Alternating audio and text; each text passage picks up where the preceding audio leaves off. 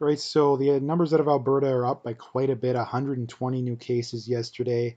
They did test quite a few people yesterday, so that explains a little bit of it. But again, the active cases went up by like 100, so that's not good. Hospitalization numbers are up a tiny bit. ICU numbers still pretty much the same.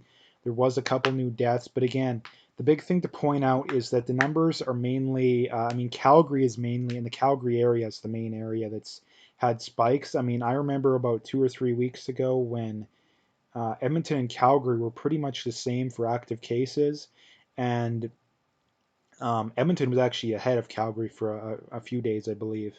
But again, Calgary's up by like almost 150 now. So there must have been an outbreak or even more than one somewhere in Calgary. I don't know exactly where. I haven't read up too much on it.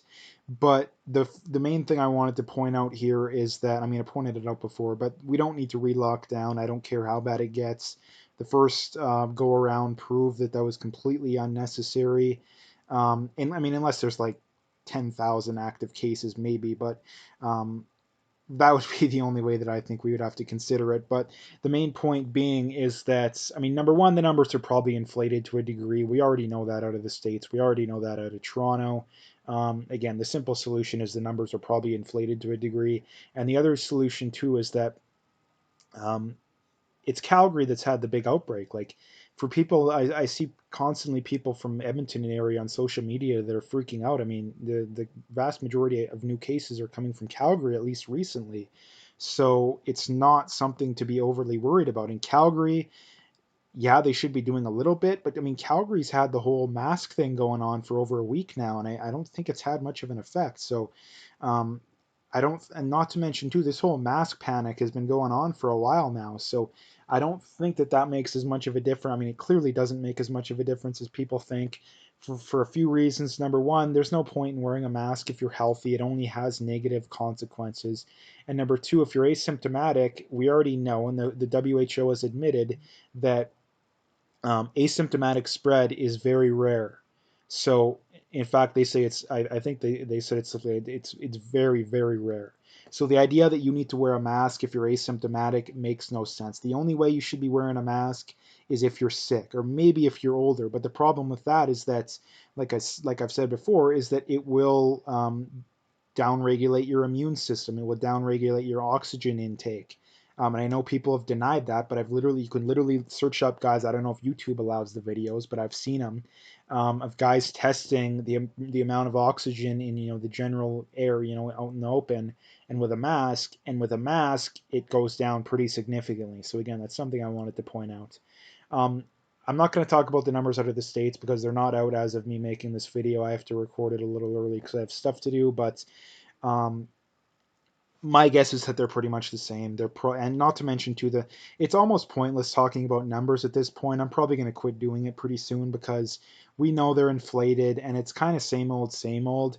You kind of know exactly what the government's going to do. If they go up, everyone's going to be panicking and freaking out. If they go down, it's going to be, oh, we still have to be very overly cautious, right? Like it doesn't make any sense. So, um, I mean, there's a few more things I wanted to bring up. The first one here from James Woods being daughter of slain Texas cop attacked online for writing Blue Lives Matter in tribute to fallen father.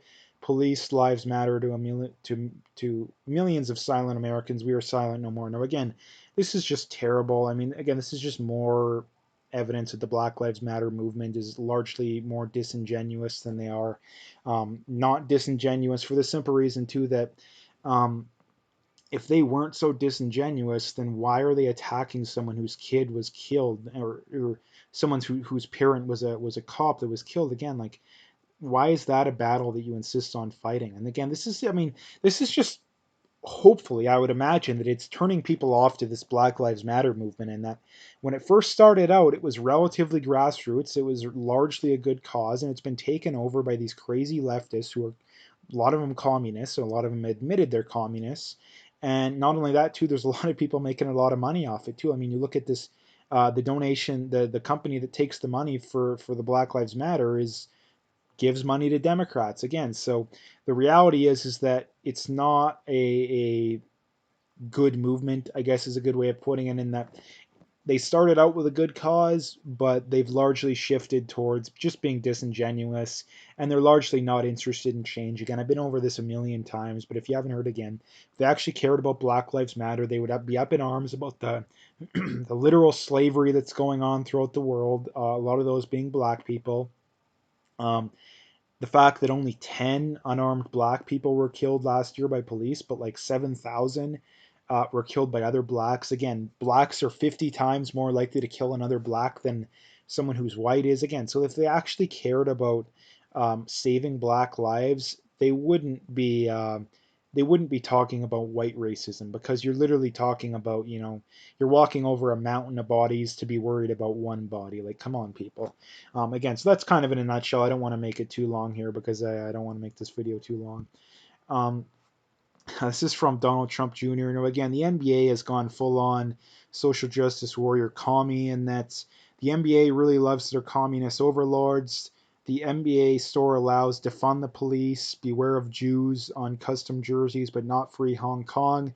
Another thing I would add is they literally allow F the police on those custom jerseys as well. But again, it just goes to show too just how biased they are. That they care more about making money than they do about morals and ethics, because if they cared anything, if they had any moral compass to them whatsoever, they would be perfectly fine calling out China, losing whatever money they're making from them, and going forward. Like, again, it just goes to show just how greedy these people. And another thing too is I can't stand these leftists too that side with these people. Again too, they claim they're so against corporate greed and the rich people being greedy, but yet they're perfectly fine with you know people that have net worths in the 7-8 figure mark, wanting to make an extra 10 or 15, 20%, whatever it is, by siding with a country and a government that literally has millions of people in internment camps and has terrible human rights record. Again, it's just crazy just how insane these people are. And another tweet from Donald Trump Jr. here. So Instagram, I think they actually got rid of this, but they briefly, I'm not 100% sure on that, but they briefly implemented a mute white people button in stories. And Donald Trump Jr. says it's not racist if it's against white people. And again, that's pretty much what a lot of these leftists and crazies believe nowadays. That it's not racist if it negatively affects whites, and that's literally what a lot of these people believe, that you can't be racist. It's not even possible to be racist against whites, and it's just insane. And that's where we're at in society too. That I am trying to warn people that, again, if you allow this kind of stuff, it will not end well. It will end with large amounts of people being killed, and because of that amount of people being killed, or at the very least persecuted, there will be a pushback. Like, again, mark my words, if Black Lives Matter continues to grow, because they're a pure and utter identitarian group, a identitarian group will spark up to counter that, and that will be a far right white nationalist kind of group. Um, and a lot of their, I mean, not that I agree with far right white nationalism, but a lot of their causes will be legitimate, because, again, whites will be being persecuted for no good reason.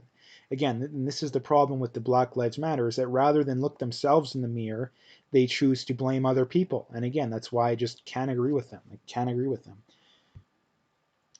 Again, so this is something from CatTurd2 on Twitter, which is a good follow if you don't follow them. But I don't know if it's a he, but they say, I trust Mexican tap water more than the virus numbers. Again, and it's obviously a satire, but again, that's something that we know, that the government is lying about the numbers. They're lying about the death numbers, and they're lying about the virus testing numbers, again, which is why we see this massive increase in Alberta. I find a hard time believing in it. Like, I find a really hard. I mean, maybe it's partially true, but I find a really hard time believing that the numbers have gone up this much. I mean, look at the other provinces too. Like Ontario, the numbers have gone down recently. Quebec, the numbers are actually up slightly over the last week, but it's very slightly. But again, some of these other provinces, the numbers are like Manitoba's having like one case a day, if that. Saskatchewan, I think, is close to that. I haven't heard anything new about BC. They had an outbreak last week in Kelowna, I think, but I haven't heard anything new, which probably means no news is good news when it comes to that kind of stuff, because wherever there's an outbreak, the mainstream media is all over it, even if it's in a country halfway across the world. Again, so that's something to point out. Again, it is satire, but it's only satire to a degree, which is the crazy thing. So um, anyway, that's what I wanted to talk about today. If you like the video, make sure to hit that like and subscribe. Check out my PayPal and email. I got it linked in the description. Again, I appreciate any donations, but at the very least, just hit that like and subscribe if you haven't already. And last few things, check me out on Parlay, Twitter, and BitChute. Make sure you follow me on those other platforms if you haven't already. And that's about all as far as I have the video today. So I'll see you next time.